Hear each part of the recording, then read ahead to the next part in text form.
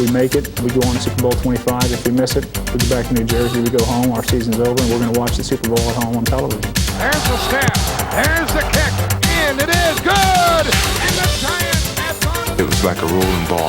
We became more confident within ourselves as a unit. Right before the game, I told the guys, I said, hey guys, hang on. I'm going to carry us today. To the Minnesota center fielder is driven to deep left center field. It is gone. Home run bucket. It's over! The Blues have pulled off the biggest upset in the history of youth basketball! And late play for Lord Stanley Scott. 3 sets to 2. 1991 was a special year in sports. A year we'll remember for its triumphs and tragedies. A year when records were set and hearts were broken. A year when old became young and last became first. A year in which old champions rose again and new champions confirmed their greatness.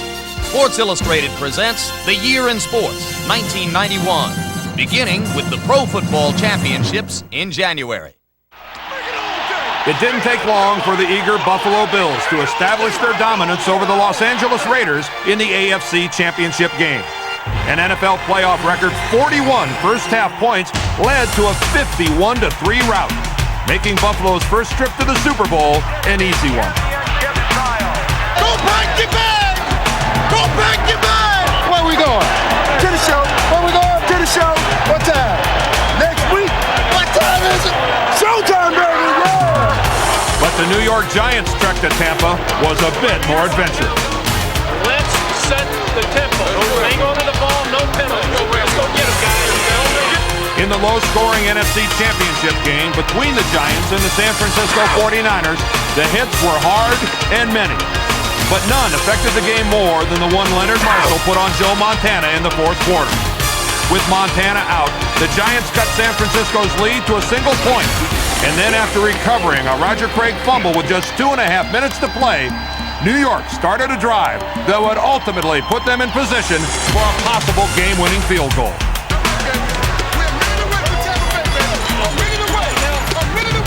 All I can remember telling them, we got a minute to go. We're a minute away from Tampa Bay, baby. We got a minute to go. And I just kept yelling. And next thing I know, we get the ball in position. I'm saying, man, if they get that ball close enough, I know Matt's going to make the kick. It comes down to the last play, the last kick. And if we make it, we go on to Super Bowl 25. If we miss it, we go back to New Jersey, we go home, our season's over, and we're going to watch the Super Bowl at home on television.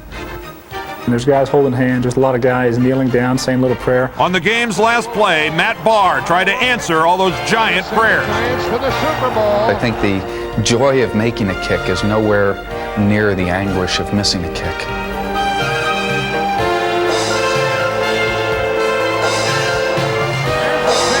There's the kick. It's line up, and it is good. And the Giants have gone to the Super Bowl.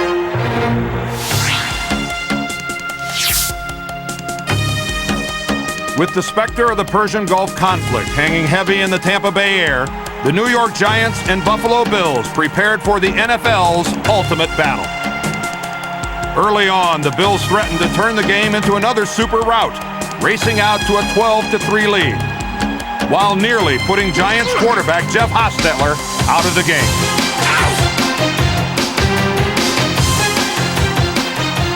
I got my share of licks, the first half, but I'd come so far, and I wasn't about to let any of those hits knock me out of a game that meant so much to me and meant so much to our team. The blitz is on. Here's Hostetler throwing.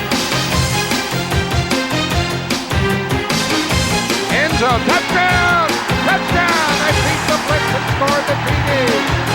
Along with the powerful and punishing running of Super Bowl MVP Otis Anderson, the Giants kept control of the ball and took control of the game.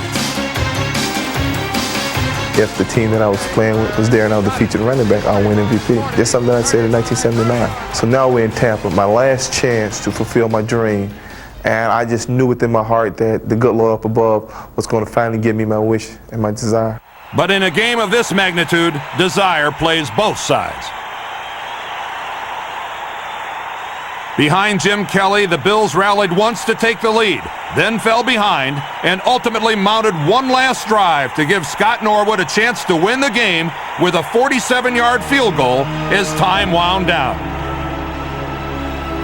I was kneeling on the 40-yard line, and I remember there was a timeout and looking over and seeing their sidelines and looking down and seeing our sidelines and looking out there and seeing Norwood getting ready to kick the ball, and just thought to myself, you know, hey, it's out of my control, and it was a great game. Because we played our hearts out, and we really weren't supposed to be there to begin with.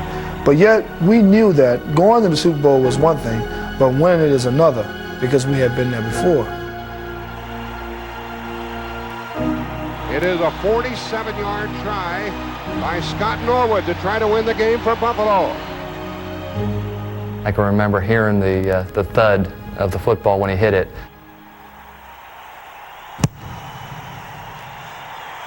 There's a kick. It is up. It is no good. Norwood missed. The Giants have won Super Bowl 25. In what would turn out to be Bill Parcells' last game as Giants coach, New York had won the most thrilling and dramatic Super Bowl of them all by a single point. Everson Walls with his classic jump up in the air, I mean, that he expressed the joy I felt for winning that game.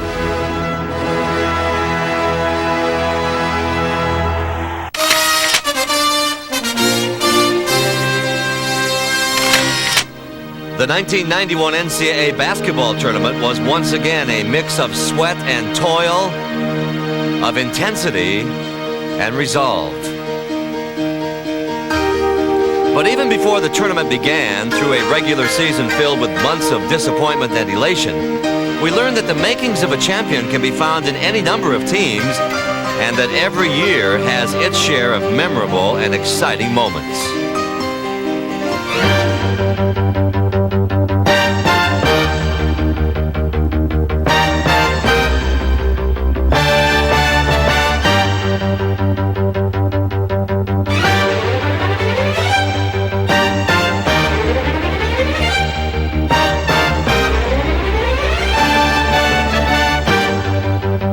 Individually, the star of all stars was LSU's 7'1" sophomore center Shaquille O'Neal, who so dominated his opponents, it was hardly a surprise that he was named the Associated Press's College Player of the Year. But even more dominant were the undefeated UNLV Runnin' Rebels. Coach Jerry Tarkanian's bunch sped through its season without so much as a close game, and went into the tournament overwhelming favorites to win a second consecutive national championship.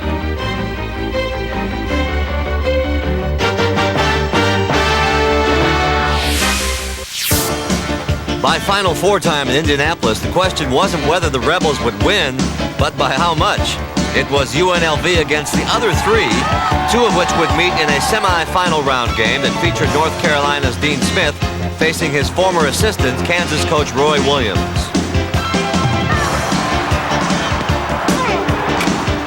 The favored Tar Heels broke on top quickly, taking an early 8-point lead, but Kansas soon came back, outscoring North Carolina 24-7 in an 8-minute span to take command of the game. In the end, it was the student over the teacher as Kansas hung on for a 79-73 win. The Final Four's marquee matchup between Duke and UNLV was a rematch of the 1990 championship game. But unlike the previous year, Duke came out confident and strong. The ball is up and the tip is controlled by Grant Hill. Takes it away from Anthony and lays it in for the first. Led by tournament MVP Christian Laettner, the Blue Devils broke out to an early lead, but UNLV charged back to go up by 2 at the half.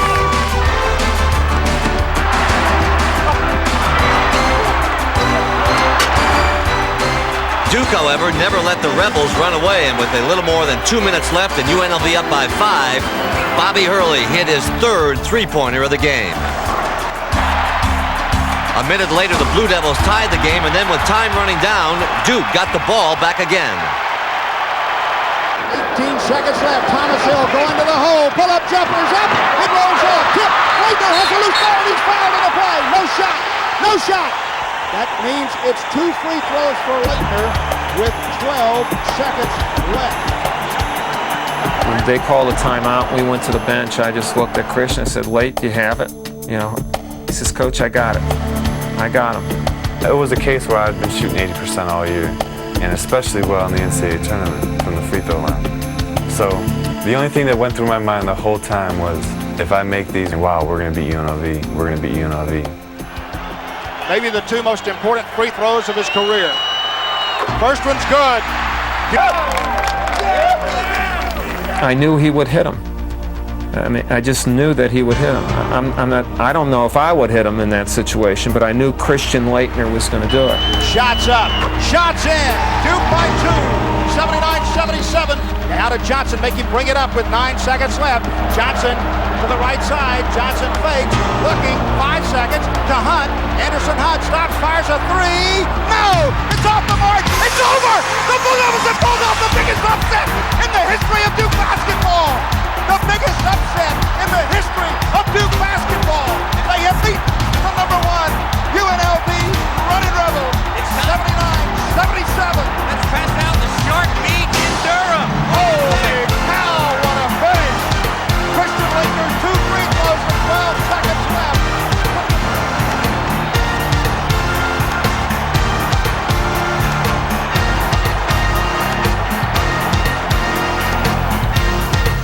We had tried to prepare our team to win the national championship, not just to win the national semifinal game.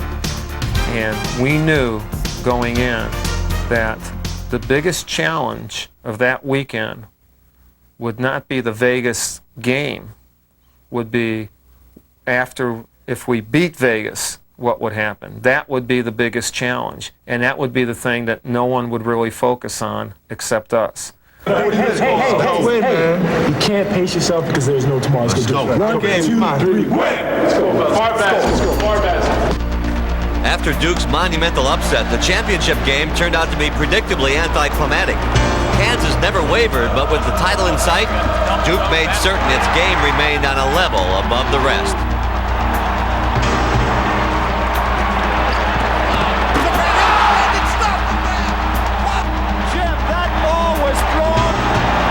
It was going out of bounds. I don't know how he got up there to get it. I never thought he would save it.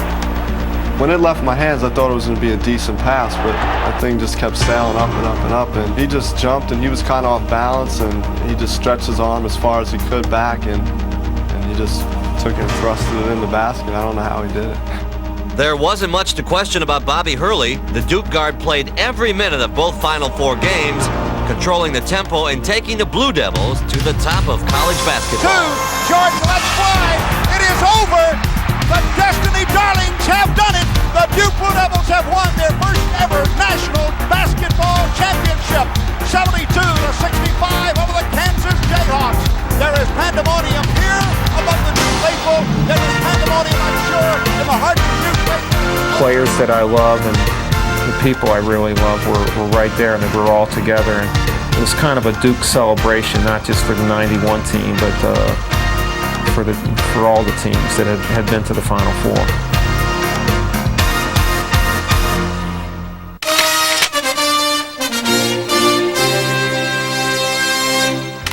In a year when the 4 majors were won by 4 different golfers, the Masters went to Ian Woosnam of Wales, who captured the first major title of his career, winning on the tournament's final hole. Woosnam's win was the 4th consecutive by a European at Augusta. But thanks to Payne Stewart, who beat Scott Simpson in an 18-hole playoff, the U.S. Open title remained in American hands.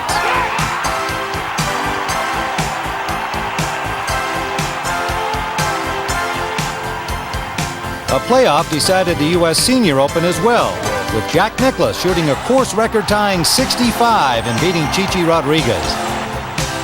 In women's golf, Meg Mallon managed to make enough putts to win 2 majors in 2 weeks, the LPGA Championship and the U.S. Women's Open. It was, however, a missed putt that decided one of the most thrilling matches in Ryder Cup history. The biannual competition between Europe's best golfers and those from America went down to the final hole, and when Germany's Bernhard Langer missed, the United States won the Ryder Cup for the first time since 1983.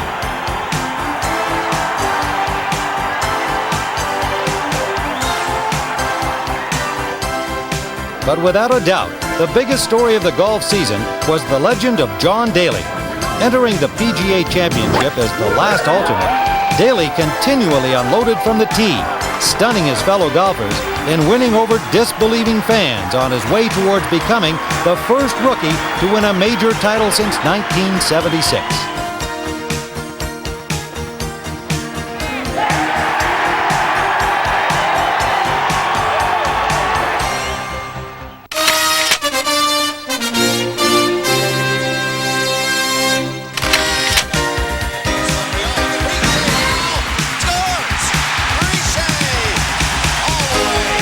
The most wide-open hockey season in the last decade began with no clear-cut favorite for the Stanley Cup and ended with a new order in both team and individual honors.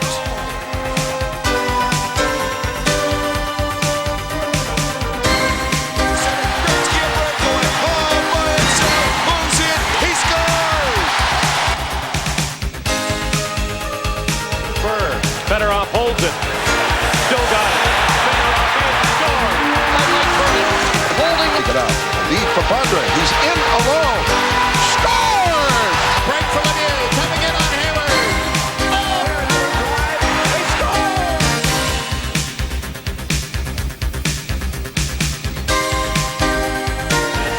The big individual story was Brett Hull, who won his first goal-scoring title with 86, the third highest total in league history. He scores! Brett Hull, number 50. He scores from the slot, and Hull has number 50. He becomes only the 5th player in NHL history to score 50 goals in 50 games.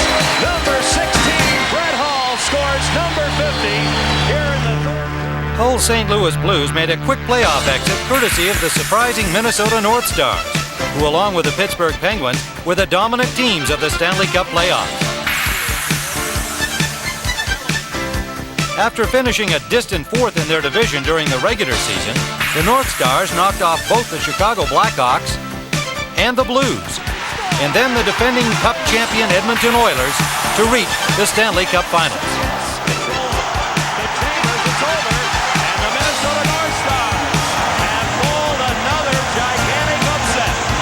Pittsburgh's run to the finals included surviving a first-round 7-game series against the New Jersey Devils.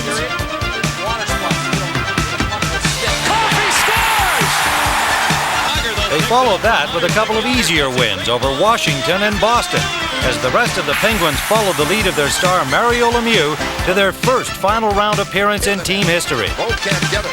Center. Shot the score by Lemieux with the... Before the finals, the question for the Penguins was whether they could overcome both their own dismal playoff history and the emerging Minnesota mystique. Break up the ice comes Lemieux, one-on-one with Casey. Game is tied. First point of the playoffs, or at least of the final series, looked easy for... Here's Lemieux. Coming right in on Casey. The big guy shoots. He scores! In the end, after falling behind 2-1, Lemieux and the Penguins had too many weapons and too much firepower for the North Stars, and eventually won the series in 6 games, taking home their first Stanley Cup. The greatest moment in the history of the franchise.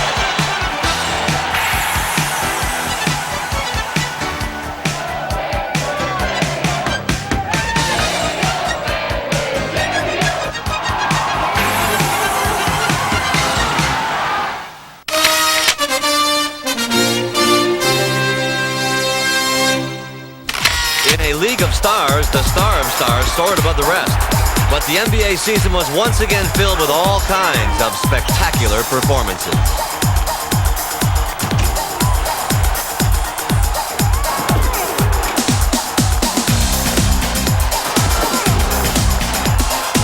The NBA's best regular season record belonged to the Portland Trail Blazers, who started the year by winning 19 of their first 20 games, and went into the playoffs as favorites to win their second NBA crown. The Blazers, however, just couldn't find a way to contain the determined Lakers. Leave it to Magic Johnson to upset Portland. Although the Blazers were expected to take their second consecutive Western Conference title, Los Angeles held on to take favored Portland in 6.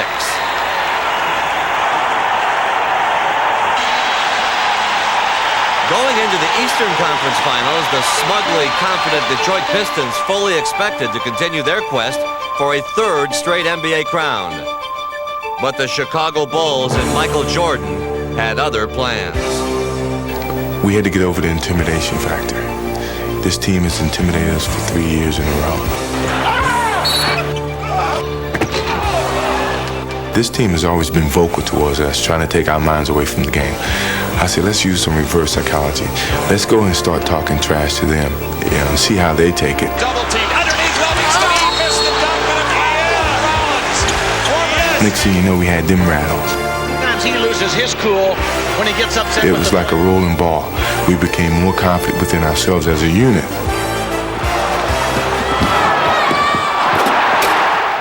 So we used that reverse psychology to beat them.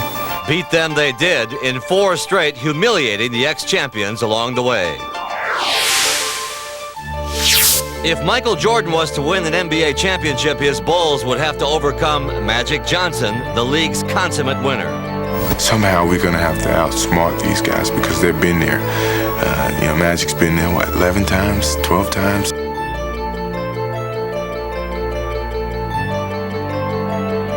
We knew they were an older team. We were hoping they were not as hungry as we were. Playing in their first NBA Finals, the Bulls confidently charged onto the Chicago Stadium court with a 15-game home playoff winning streak and the many talents of the best player in the game. Wide open, the cross-court pass stolen by PJ, to Michael, back to PJ, to Michael, PJ! Soon, however, it became apparent that Michael and the Bulls had underestimated the Lakers' appetite. Down 2 with 15 seconds left, Sam Perkins hit a three-point shot to give LA the lead. Now with a game on the line, it was obvious what Chicago would do. Everyone in the gymnasium, everybody that was watching television knew I was going to take the shot. I got the ball very easily and got an open shot and felt in rhythm. It rattled in and came out. And right then I just knew, I said, it was not meant to be. But it was a moral victory for us because, hey, we didn't play well, but yet we had a chance to win the ball game at the end. This is what we took from that first game. And from that point on, I knew we could win.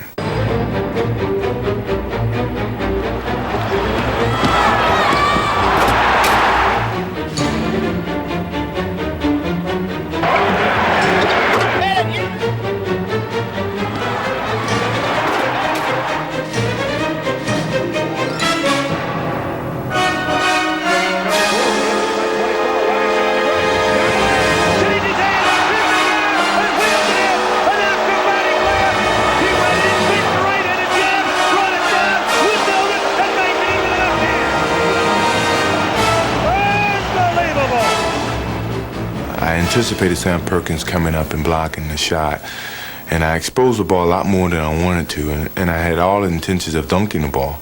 And for some reason, I just switched hands because I anticipated him jumping to block the shot. And it came off great. I made the shot. It looked great.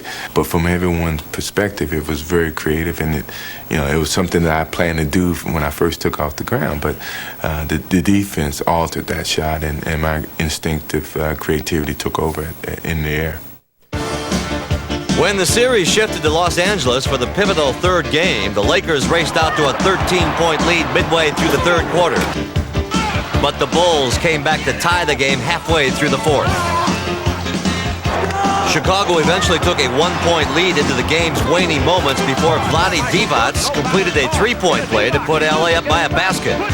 Down 2 with 10 seconds left, Michael had a chance for redemption. I thought back to game 1. I said, well, this is a possibility that I can redeem myself. And I was very surprised that Phil chose to take the ball full court instead of moving up to half court. But I was able to beat Byron and able to get a shot off before they reacted. It was an inch from Vlade Divac's fingertips. He almost blocked that shot, but I was able to get it off, and that's a redemption. And that was something that played in my mind, that it was going to happen at some point in time in that series. I was going to get a chance to redeem myself, and that was a good opportunity, and it happened. In overtime, Jordan scored half of the Bulls' 12 points as Chicago took a giant step towards the title by outlasting the Lakers 104-96. Michael's magic set the tone for the rest of the series. The Bulls were on the loose, and the rout was on. Perhaps most gratifying to Chicago was that their domination over the Lakers was far from a one-man show. John Paxson, for one, hit from all over the court, shooting 70% from the field over the final 2 games. The '91 finals also served as a coming-out party for Scottie Pippen, who showed the rest of the country what Chicago had known all along, that he is one of the league's premier players. Michael Jordan's teammates had finally flown as high as the NBA's most celebrated player. I think it was just their self-determination to say, hey, we're a part of this team as well as Michael is a part of this team. And we feel we make contributions to this team as much as he does. And they did it. In the end, though, it was Jordan who gained the most, answering his critics by demonstrating that he, too, was a winner like Magic, leading the Bulls to their first ever title in becoming only the second player in NBA history to win in the same year the regular season scoring title and the NBA championship. The Bulls are the world champions. We get into the locker room. I get on my knees. And I said, thank you. I said a prayer real quickly. And then we all said the prayer. And then once I got the trophy, it was all an emotional situation. This is what for 7 years, I've been struggling trying to get to this point. People said that I may not ever get to it. And that's the most emotional that I've ever been publicly. And it was one of those situations where I just couldn't control myself. I was overwhelmed by the whole situation. And it was a very thrilling situation for me.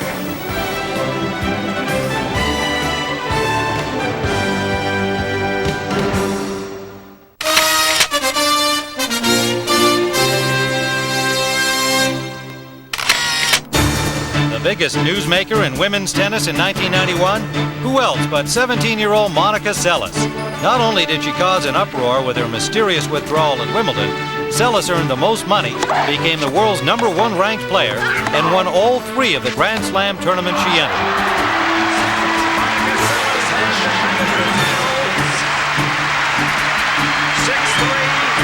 Seles' success was no surprise. France's, however, was almost unimaginable.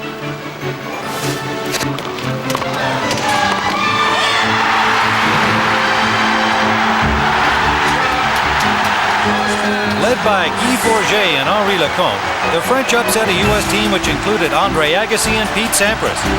And as most of France celebrated, along with Captain Yannick Noah, took possession of the Davis Cup for the first time since before World War II.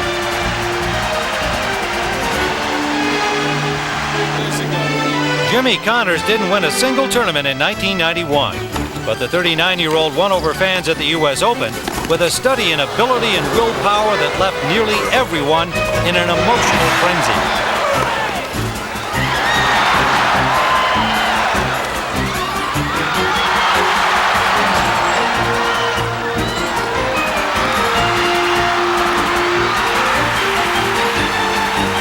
Although he would ultimately lose to Jim Courier in the semifinals, Connors left us with a memorable 5-match string that amazingly included 2 5-set wins over opponents almost half his age.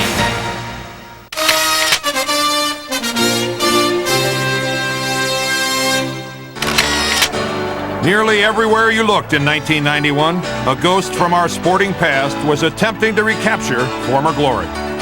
Some succeeded, some failed, but perhaps they all felt the same as one who gave it another try. Unfortunately for Mark Spitz, his comeback try didn't exactly happen the way he would have liked, and it ended after several disappointing performances. The same thing happened to pitcher Jim Palmer, whose spring training attempt to become baseball's first active Hall of Famer lasted just 17 days. Bjorn Borg and his antiquated wood racket produced another failed comeback in 1991. Apparently losing in the first round of the Monte Carlo Open to a player he would have hammered in his heyday was too much for the former champion to take. I didn't play any matches for many years, and to play against all the guys today, you really need to be match tough. Some who came back were match tough, like Jimmy Connors on the court and a fellow fighter in the ring. I want to fight again so bad I can taste it. George Foreman's comeback was little more than a curiosity before his title bout against Evander Holyfield. But afterwards, George had people believing. George Foreman came, he saw, he conquered.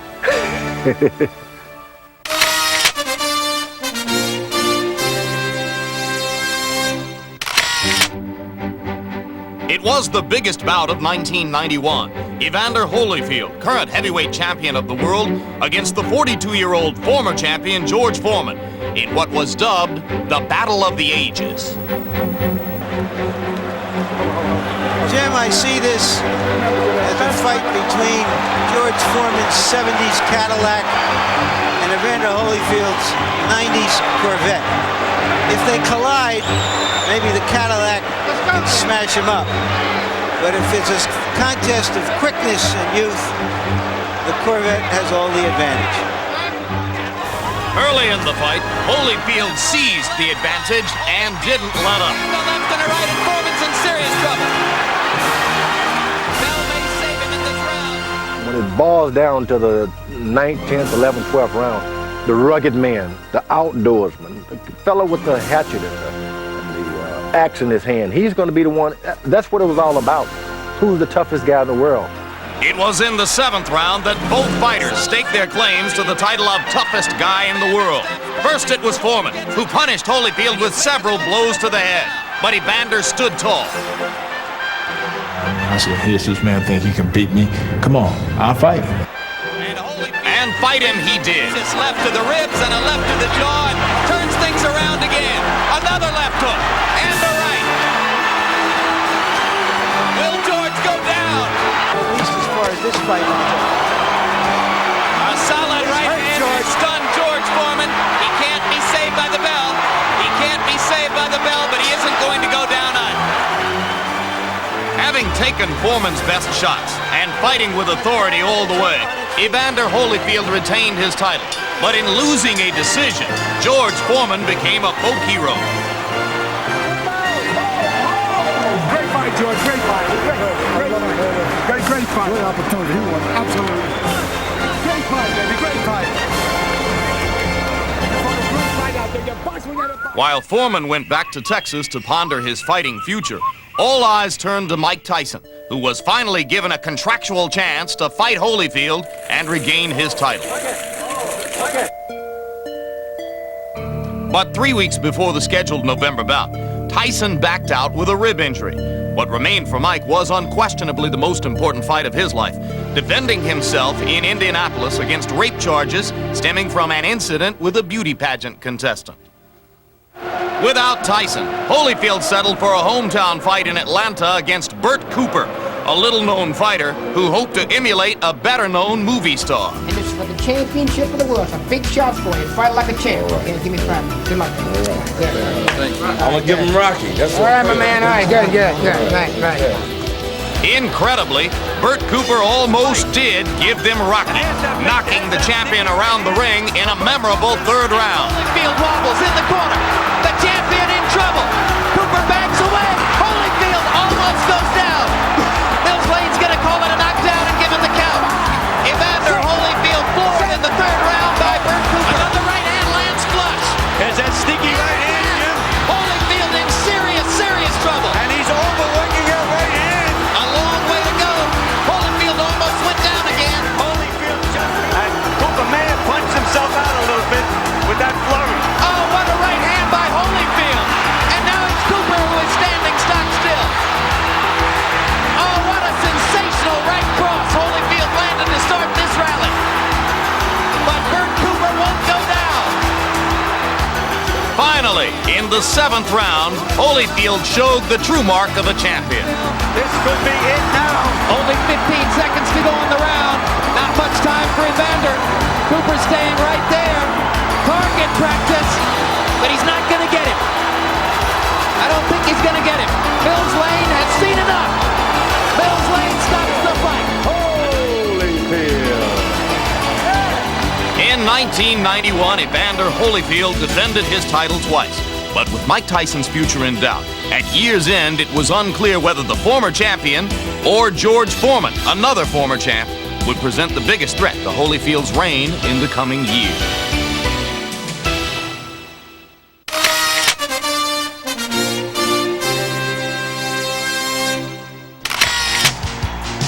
What can you say about the 1991 baseball season? A year not one but two teams went from last to first in a single season, and half the managers lost their jobs.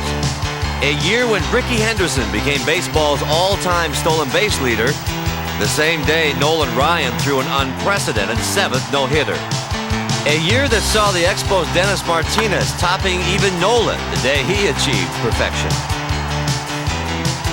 A year when congratulations also went to Detroit's Cecil Fielder, who led the majors in RBIs and tied Oakland's Jose Canseco with 44 homers. But it was Cal Ripken Jr. of the Orioles who was named the American League's MVP in a year when none of those players were around when the playoffs began. While the Minnesota Twins thrived in the first championship series played entirely indoors, the Toronto Blue Jays stumbled badly at home. The series' key moment came in the 10th inning of Game 3 when Minnesota's Mike Pagliarulo won the game with a homer.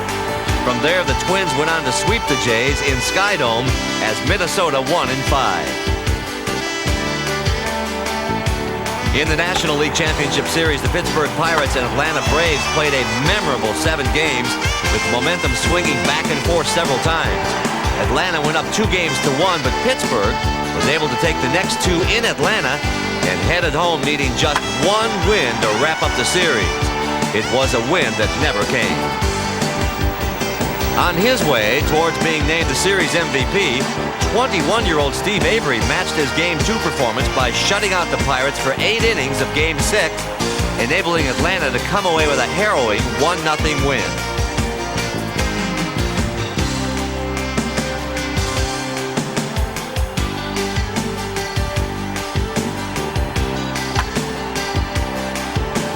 The next night, the Braves jumped out to a 3-run lead in the top of the first, more than enough for Atlanta pitcher John Smoltz, as the Braves shut out the Pirates again and joined the Twins in the World Series.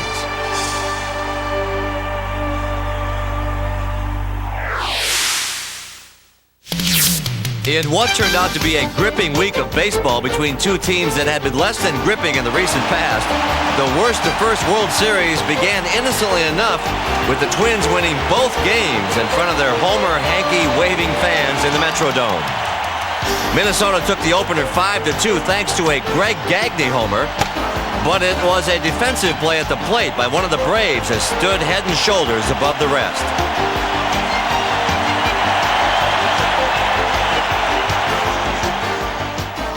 I knew we were going to have some kind of collision, and I tried to brace myself as much as possible. And fortunately, Dan's cleats got caught in my mitt, and I thought it was a good time to go into a handstand and might get a chance to get in Sports-Ill, and here I did. So at least I got a chance to be on the cover of Sports-Ill. Another defensive play in Minnesota's 3-2 win in Game 2 might have looked better on the cover of a wrestling magazine. It happened in the 3rd inning with the Braves trailing 2-1 and threatening to tie the game. Holding at first and coming off the bag is Ron Gant. And he is furious. The first base umpire from the... Although Ron Gant appeared to be anchored on the first base bag, Twins first baseman Ken Herbeck gently pried him loose. I thought it was a heck of a play by myself. Anyway, I have to pat myself on the back because I kept my glove on the guy's foot. I don't keep my glove on the guy's foot. His foot comes off, he puts it back on, he's safe. I kept my glove on his foot, he came off the bag. He's out.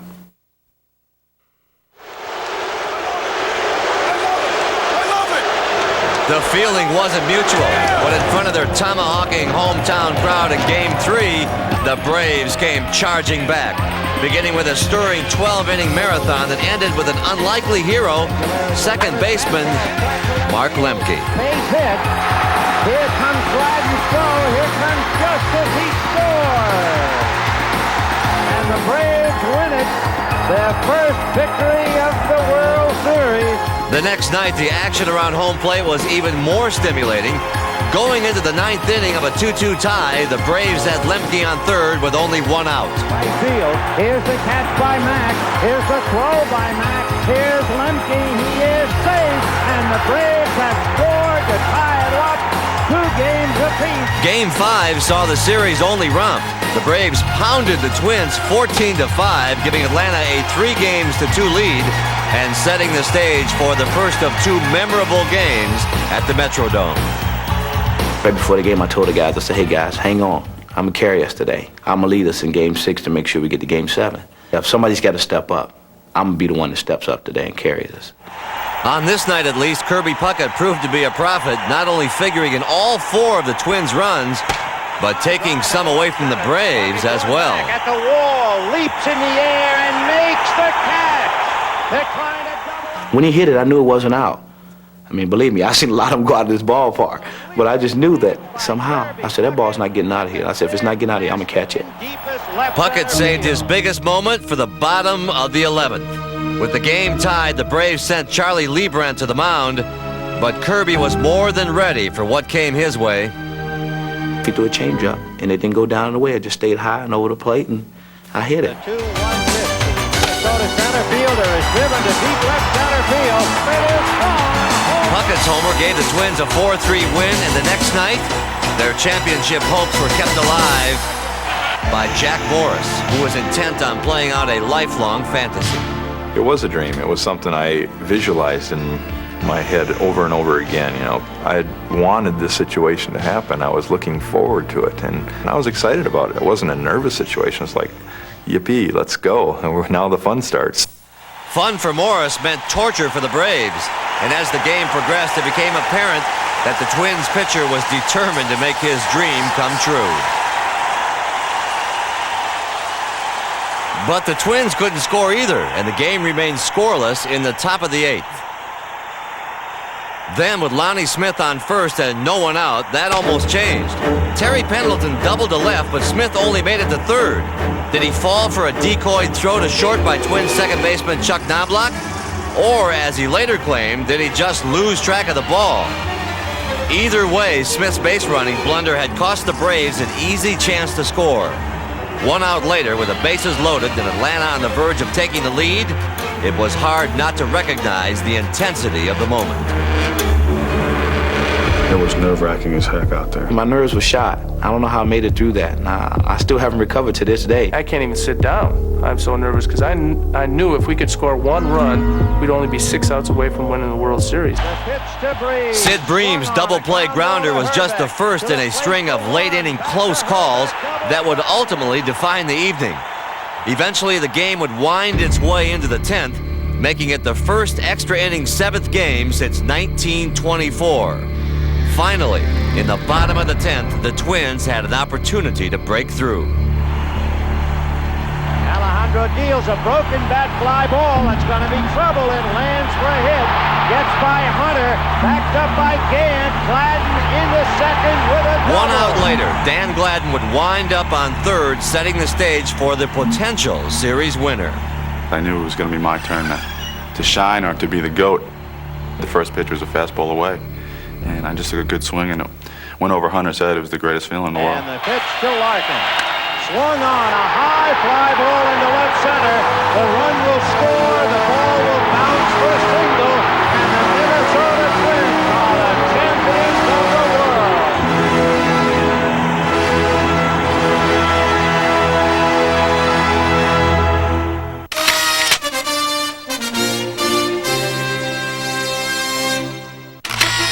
After splitting the first 2 Triple Crown races, it was on the Belmont track that Strike the Gold and Hansel went down the stretch to decide the year's best 3-year-old. An honor that Hansel hung on to by a head. 4 times he finished first on the oval track at Indy, but in his 34th and last 500, A.J. Foyt was out of the race after only 25 laps. This time around, the winner was Rick Mears, who joined Foyt and Al Unser Sr. as the only 4-time winners at Indianapolis. Mears becomes the third 4-time winner of the Indianapolis 500. In track, Carl Lewis and Leroy Burrell were unquestionably the fastest men of the year. In June, Burrell set the world record in the 100-meter dash, a record Lewis later broke at the World Track and Field Championships in Tokyo.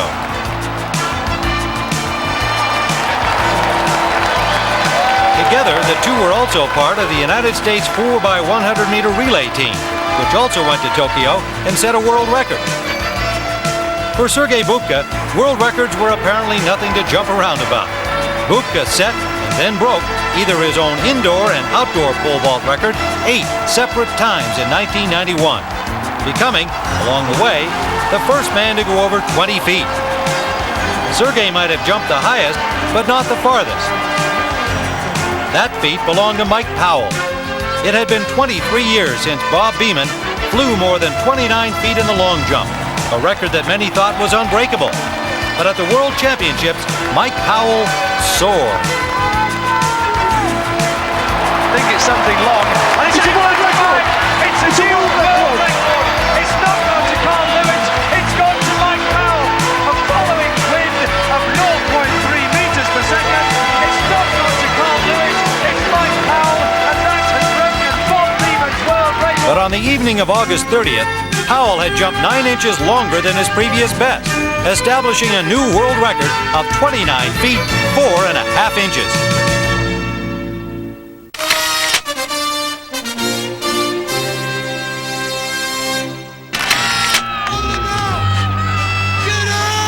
In a year of change for the NFL, the Buffalo Bills and Thurman Thomas kept moving right along.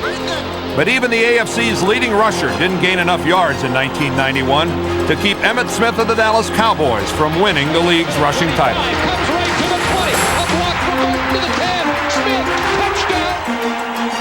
An honor Smith took by passing runner-up Barry Sanders of the Detroit Lions on the last day of the season. Could it be, though, that Barry wasn't even the most exciting Sanders in the league? Even Bo knows that in 1991, Deion Sanders was the only two-sport man around, having played baseball for the Braves and football for the Falcons. Of course, primetime wasn't alone in showcasing his talent. Morton Anderson of the Saints became only the third man in league history to kick a field goal of more than 60 yards, while the Dolphins' Don Shula won his 300th NFL game. There was, however, little reason for some quarterbacks to celebrate. People called me and they always say, "Why do you think you can fly?" I said, "I'm an eagle." But in the first half of Philadelphia's first game, the Eagle was grounded, and one of the game's premier quarterbacks was lost for the year with an injured knee. His replacements, including a remarkably resilient Jim McMahon and a game but overwhelmed Jeff Kemp, didn't fare much better physically. Although the Eagles still almost made the playoffs in a year in which playing quarterback in the NFL didn't seem like much fun at all.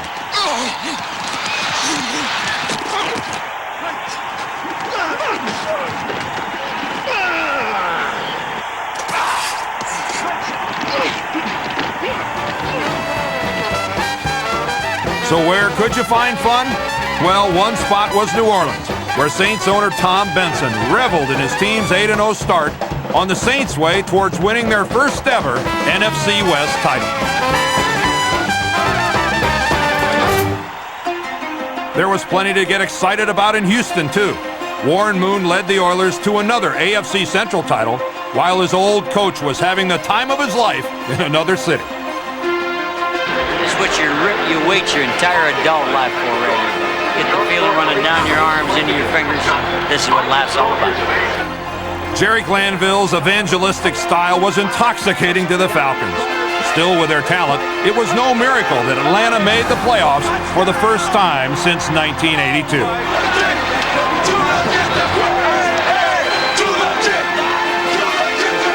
Dallas as well returned to postseason play.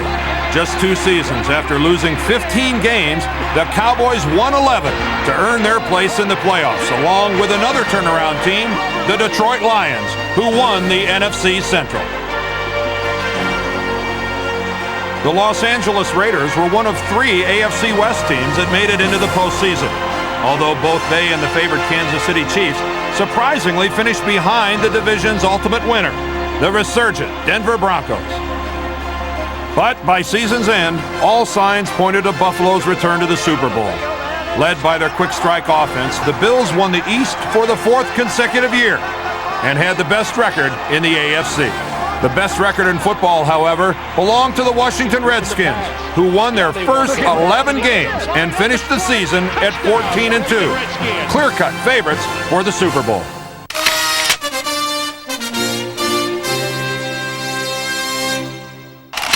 In a year in which college football's race for the national championship ended inconclusively, Tony Sands of Kansas was hardly flat-footed, running for an NCAA record 396 yards in one game. Sands broke the mark Marshall Faulk of San Diego State had set earlier in the year, on his way toward becoming the first freshman ever to lead an NCAA season in both rushing and scoring. Meanwhile, Florida State stayed atop the wire service polls for much of the year. The explosive Seminoles ran by, over, and through a variety of opponents, thanks to quarterback Casey Weldon and his potent offense. Weldon over center Baker, running backs are in the eye. Weldon sprints to his left, may throw. Looks toward the end zone, Coxion fires, it is caught, touchdown FSU! Clint Fryer! To be number one at the start of the year, we loved it. You know, we had our destiny in our own hands. All we had to do was win. Time puts it in the air toward Baker. Baker's got the defender made. Baker makes the catch at the 1-yard line. Over the shoulder catch by Shannon Baker. Near the end of September, Weldon and Florida State took an impressive step toward claiming the title with a 51-31 decimation of Michigan, at the time the nation's number 3 ranked team. Still, if the Seminoles were to win the national championship, they would have to overcome their ballyhooed intrastate rival. Just as in other recent years of glory, the message at the University of Miami was simple and direct. There was no mystery about the Hurricane attack. The offense, we're just going to throw it and make you stop us, was as explosive as ever.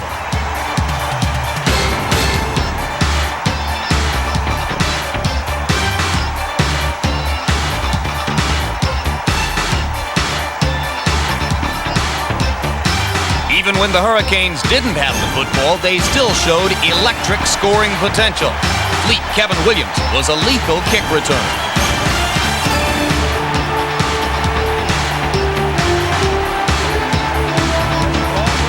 And there was plenty to cheer about on the other side of the ball as well. As the Hurricane defense showed against Penn State, it was more than ready for the showdown with Florida State. So on November 16, in the biggest college game in the history of the state of Florida, number 2 Miami faced number 1 Florida State in Tallahassee. The anticipation before the Miami game was built in Tallahassee and in Florida, you know, the game of the century, 1 versus 2 for all the marbles, and we were ready. Miami, of course, was ready also, scoring on the game's first drive to take an early 7-0 lead. Florida State, however, came charging back, and for much of the rest of the game, the Seminoles dominated on both sides of the ball, taking a seemingly safe 16-7 lead into the 4th quarter. And the spot, here's the kick by Jerry Thomas. It is good, and Florida State gets a 20-yard field goal from Jerry Thomas. But then Miami scored 10 straight points to take a 17-16 lead. Now Florida State would have to rally, and with less than a minute to play, the Seminoles did, driving inside the Hurricane 20 and into position for Jerry Thomas to kick a game-winning field goal. Here's the snap. The kick is airborne. It is no good! Wide to the right. Miami is going to win 17-16 with 25 seconds left. The kick went up, and on our sidelines, it looked good. But about a split second later, the Miami fans went crazy and we realized that we had, missed it. By the slimmest of margins, Florida State's dream season was washed out by a hurricane, while Miami now had clear sailing ahead on its road to the national championship. Meanwhile, out west, the University of Washington and their coach Don James staked to claim the college football's number 1 ranking by also going through the regular season with a perfect record.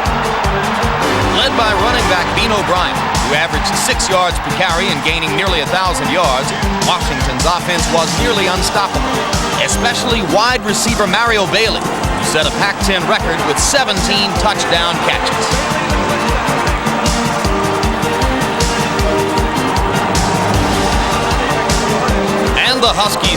just beat teams, they beat them up, scoring more than 40 points per game while holding their opponents under 10, thanks to a ferocious defense that led Washington to its Rose Bowl date with Michigan on New Year's Day. The Wolverines could have fallen on hard times after their early season loss to Florida State, but Michigan managed to remain in the national championship picture by winning the rest of its games. The primary reason Coach Gary Moeller could still hold on to his dream was Desmond Howard, who as far back as the Wolverines' second game had begun staking his claim for the Heisman Trophy. Back at Elvis and seeing the ball in the air and saying to myself, it wasn't like I can get to this one, but I happened to throw it in fifth gear and I stretched out, and next thing I knew I came up with the ball, but it happened so quick, you know, it was just instinct. Once I came home later on that evening and watched it on the news and stuff, I really realized the significance and magnitude of the play, and it surprised me. After that catch, nothing Howard would do was a surprise, and in December, he easily won his Heisman Award. Winning the Heisman Trophy means a lot to me. I really couldn't sum it up in words. It's a feeling of a great self-satisfaction and self-fulfillment.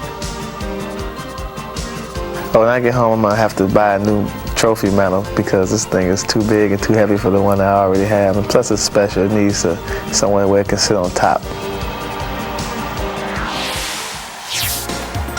So it was on to Pasadena on New Year's Day, where Michigan's hopes for a national title were buried under the Washington Huskies' dominant defense. Michigan 7.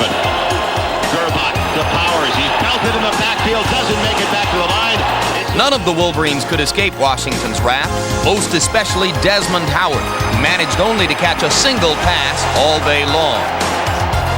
Offensively, the Huskies expanded on a 13-7 halftime lead with 3 second-half touchdowns. The last touchdown came on a 38-yard pass from Mark Brunell to Mario Bailey, giving Washington a 34-7 lead and Desmond Howard a taste of his own symbolic medicine. Washington rocked on its way to a coaches' poll share of the national title. Against Nebraska in the Orange Bowl, the nation's other #1 team quickly demonstrated why it deserved its half of the national championship. Miami's quick strike offense gave the Canes an early lead, while defense smothered Nebraska's running attack, limiting the nation's top ground team to just 82 running yards. And led by Rusty Medeiros' 4 sacks, the Hurricanes simply blew the Huskers away, holding Nebraska scoreless for the first time since 1973. Larry Jones ran for a touchdown and 144 yards. Miami kept control of the ball and eased away with a 22-0 win. Who was #1? The poll said both Miami and Washington, as the two teams split the national championship.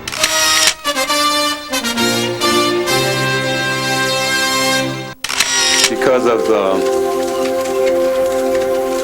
HIV virus that I have attained, I will have to retire from the Lakers.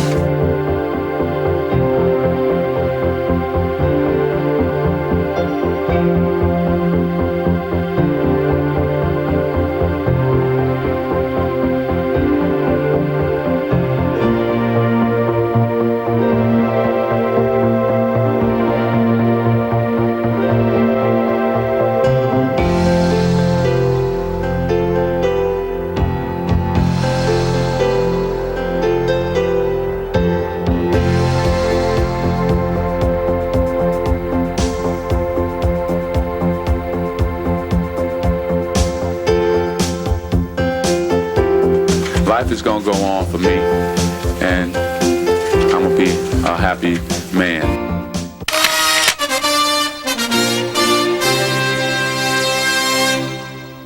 He thrilled tens of millions to become the single most popular athlete alive on the planet Earth today.